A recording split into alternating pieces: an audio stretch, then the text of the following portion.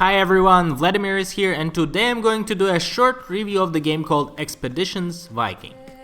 So Expeditions Viking is a strategy tactical RPG game where you take control of a band of Norsemen in 790 AD. The game process is split into three parts: global map of Denmark and England, questing locations, think Neverwinter Nights, with real-time movement and conversations, and then when the combat starts, the locations just switch to turn-based combat.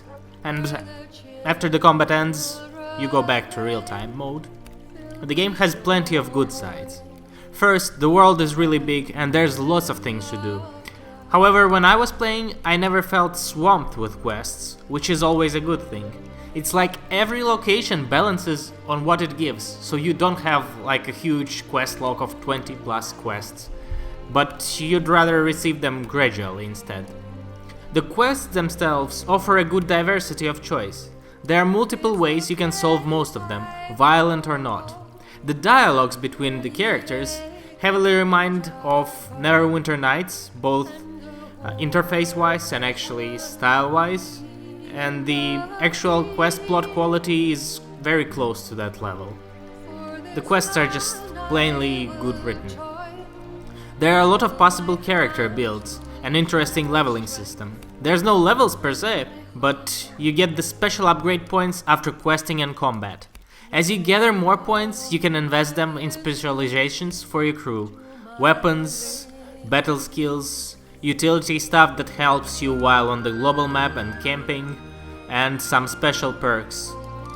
Overall, I think there are more than 100 skills that you can level up. The combat is also very deep. It's turn-based, and the tactical element of positioning your characters and using appropriate skills in the combat makes the game really challenging, but not impossible to beat. The graphics are also solid. The game has its own distinct style that really makes you feel like you're in the middle of the dark world of 8th century Europe. The music and sound effects are also great. They just make you feel immersed in the game world even more. However, the game has a few bad sides. The biggest one is that there are a lot of small bugs in the quests. It seems that the quests were often made with assumption that player is going to take one exact sequence of actions. Bear in mind that I do not mean take one choice, because the choices seem to be thought out, but the sequence of actions explicitly. As an example, there's a quest about Roman cult that is split into two parts. There are multiple branches, but overall, if you descend to the dungeon and kill one branch leader and then pick his banner without meeting the second leader at first, this second leader, who is a rival, will ask you to go back to the dungeon and pick the banner, which you already have. Except there's nobody in the dungeon anymore, right? Because you killed them. The combat sequence starts, switching you to the turn-based mode, but there are 0 enemies. And after that, the combat instantly ends and another copy of this unique banner appears. It's nothing game-breaking, well, except there was one quest in the beginning, but I'm pretty sure it was fixed. But it just gives you this sore impression that the game did not have enough quality control, and it breaks off the immersion. Also, the quest locations could really use the minimap. Like, think about Diablo style minimap, because you have to press M key all the time to open the map and then navigate somewhere and then close it, and it just becomes really troublesome. Also, the loading times can be better, but maybe it's just my weaker PC, although I haven't seen the game with such long loading times in the major city locations in a while. Overall, if it was not for the multiple minor bugs and quests, Expeditions Viking would feel like a top-quality AAA game. Everything is there. Character build possibilities, diverse quests with lots of outcomes, resource and group management, global map with occasional random events. If you think you can look past those occasional bugs and quests, I can highly recommend the game to tactical strategy games fans, as well as people who just enjoy plot and captivating quest writing, or simply if you just like good games. Thank you for watching. If you want to see more reviews, check out shortgamereviews.com. like this video, subscribe to my channel, or join our Facebook page or Steam group, link below. I'm going to leave the gameplay running for a bit, but overall, Vladimir is out. Bye!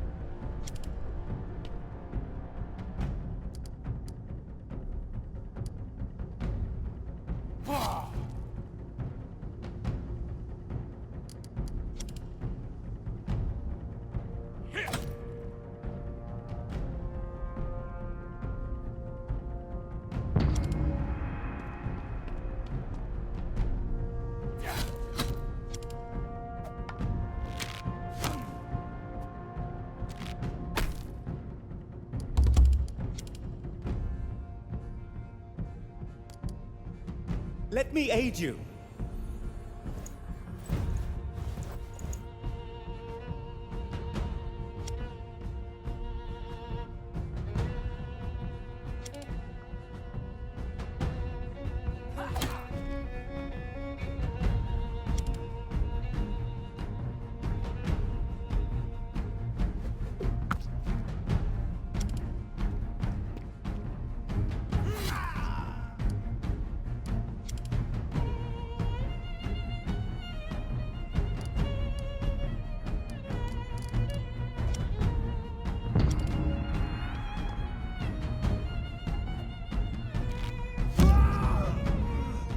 to remember that move.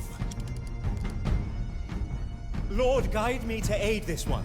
I'm in your tent.